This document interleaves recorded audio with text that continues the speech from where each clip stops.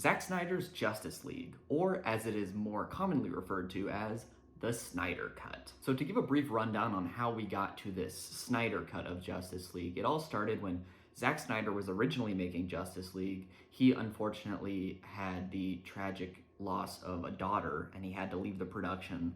So Joss Whedon stepped in and finished the rest of the movie, which created a really bad superhero movie that had clashing tones, where a ton of information was condensed down into too short a time.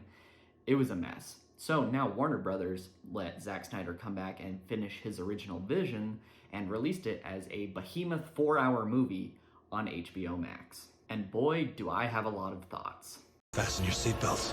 Some people say not to compare this movie to Justice League, as people have started calling it, but I feel that if you've seen both, it's kind of impossible to not compare and contrast.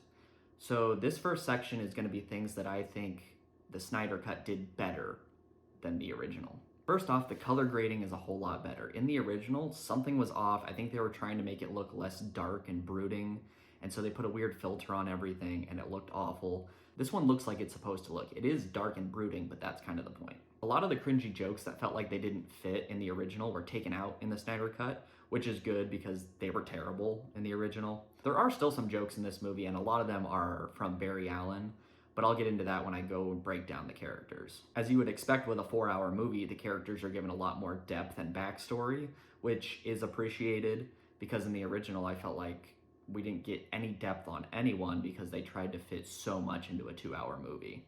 And the opening act is handled a lot better. In the original, they used some weird song. I really hated how they did it. Everybody knows. In this one, it felt more natural and more like it would happen for a Justice League movie. So in that sense, the opening was handled better. Okay, now I'm gonna break down how a lot of the characters were portrayed in this movie. Batman and Alfred are written a lot better, given more screen time.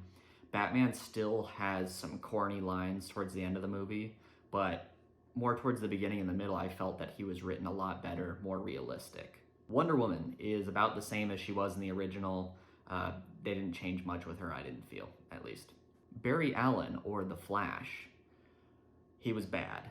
All of his jokes are really cringy and didn't find any of them funny. I don't think that it's Ezra Miller's portrayal that I don't like.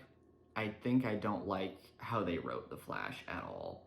Every time he said anything, I just kind of rolled my eyes and went, "Shut up! Shut up! Shut up!" Cyborg was definitely better written in the Snyder Cut, but it's not like he could have been written worse. He was given next to nothing in the original Justice League, so this is definitely better, but I still feel like his character is kind of one note throughout the movie, so they could have done a little more to make him a more dynamic character. Superman, not really in the movie enough for me to comment on it. One of the things that they did in the original Justice League that I really hated with him, they kept in the Snyder Cut, so it's just like, oh, good. Glad for that. Aquaman. Don't like Aquaman. I don't like anything they do with the Atlanteans or him. Don't care for his character. So that kind of stayed the same over both of them. I just don't like Aquaman, I guess. Lois Lane. Bad. Surprisingly, she's underdeveloped even though this is a 4-hour movie. I don't really care for anything that's going on with her. They cut back to her sometimes and I'm like, why? Why are we doing this? And there is a character that shows up for just 2 tiny scenes in the movie that I remember from my childhood and watching stuff, and I remember him being like one of my favorite people in any Justice League content, and they give him nothing to work with. It's almost like I wish they wouldn't have included him rather than give him nothing just to throw him in there. Okay, now let's get into the nitty-gritty. Let's get down to the nitty-gritty. Because I have a lot of thoughts on a lot of things.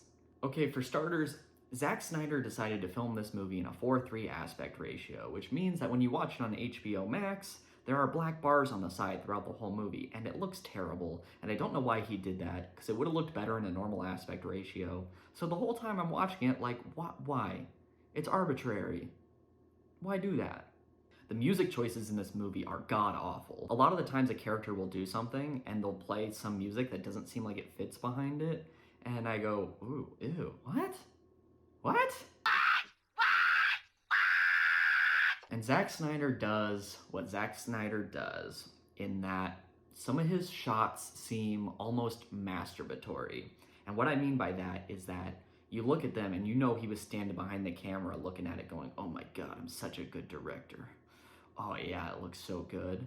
It's overindulgent and unnecessary, which is kind of a theme throughout this movie. Many scenes last a minute or two too long and give unnecessary ending parts that don't add to the story. It just pads the runtime, which you don't need to do because the movie's already way too long. I had mentioned that Batman had some corny lines, but everyone has corny lines in this movie. They're not as abundant as some superhero movies I've seen, but when they're bad, they are bad. For example, evil doesn't sleep, it waits. It's toxic, that's good.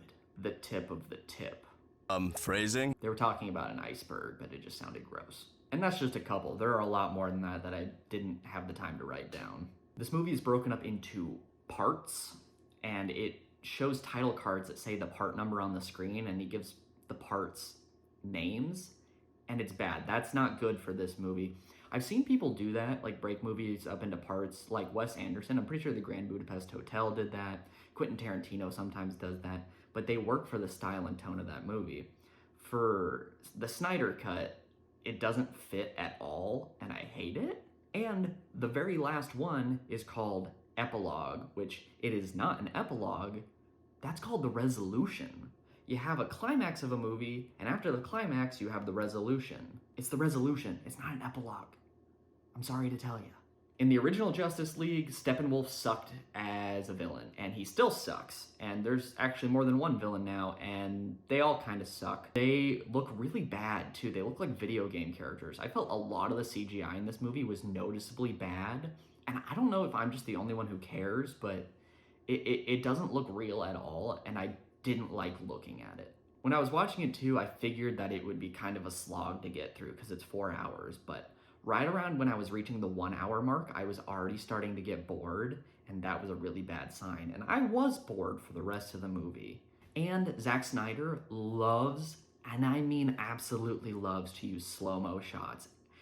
To the point where I was watching it and I was yelling at my TV, stop with the slow-mo! It happens so often that it was really, really frustrating. There's a couple of instances of really egregious product placement that just made me go, oh my God, what are we watching? It's like people only do things because they get paid.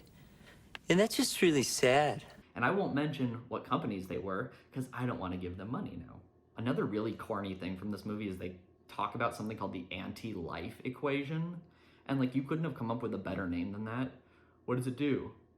I don't know, it might kill people? Why don't we call it the anti-life equation? Get out! Some of the directing is fine, and some of it is really bad, like I mentioned before, and there's even a part where they're all talking around a table, and instead of mixing it up with some shots, he just goes around in a circle while they talk, just constantly, more than a couple of times. And like, that's boring. Why would you do that? Think of something better. And some just offhanded things. The Flash still runs like he's a mannequin come to life. It's really silly. I don't know why they don't make him look like a normal person when he runs, but it's bad. Also, Aquaman, his trident, they call it a trident, and it has 5 prongs. A trident, only has 3. I don't know what you would call that thing he has, but I don't think it's a trident. Also, whenever Aquaman goes into the sea, he takes off his shirt, but not his jeans. Why would you want to jump into the ocean with jeans? That's awful. Take your jeans off first, man. Nobody cares. This movie is also R-rated, and it does not need to be. I counted throughout the movie, and there were 3 F-bombs dropped, and none of them were necessary or felt like they fit at all. There's a little bit of like blood and stuff, but it's all CGI, and it's not even bad. So it's almost like Zack Snyder just wanted to try to push for an R rating unnecessarily just because he wanted to feel edgy, which is kind of his MO anyway, but like, why do that? None of these F-bombs worked at all in context. And who would have thought in this decade that a superhero movie would have a Humpty Dumpty reference in it? Not me. Also, so much is going on in this movie with so many different characters and storylines that it makes it feel really disjointed, like you're seeing parts of 3 or 4 different movies just kind of pushed together into one thing. It doesn't work cohesively, so sometimes it feels jarring when you jump from one thing to the next. Also, I forgot to mention, Aquaman's contacts look really weird and fake, and you would think that with the budget they had, they could make his eyes look more real. I don't know. And I will say, the last, I don't know, 15 minutes, a lot of what happened in the epilogue was a bunch of BS that didn't belong in this movie. And at that point, I was already just ready for the movie to be done, so it was really annoying. As you can tell, there was a lot more in this movie that I really, really didn't like than what I did. I will flat out say, I don't like this movie. I don't understand why the Rotten Tomatoes rating is so high. I think people just saw how bad the original was, and they saw this one was better, so they just went, yeah, it's good. It's still not good. When all is said and done, Zack Snyder's Justice League is kind of a big mess. I give it a 5.2 out of 10. There's no justice here. If you like this movie, I mean, hey, good for you. It's really not for me, and I've really kind of given up all hope on the DCEU, except for Shazam. I like Shazam a lot. All right, guys, if you could like and subscribe, I would really appreciate it, and check back for more content soon. We live in a society. Thanks a lot, and I'll see you next time.